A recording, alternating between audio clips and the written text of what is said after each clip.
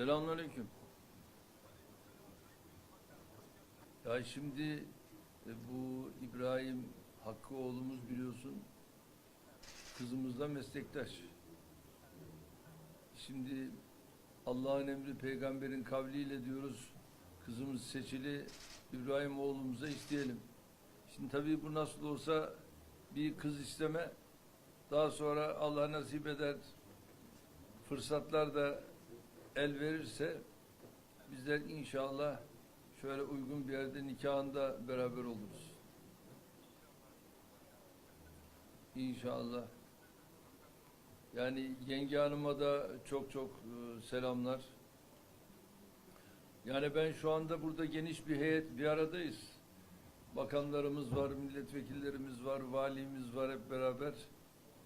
Yani sizin de bu gösterdiğiniz hassasiyete ben çok çok teşekkür ediyorum.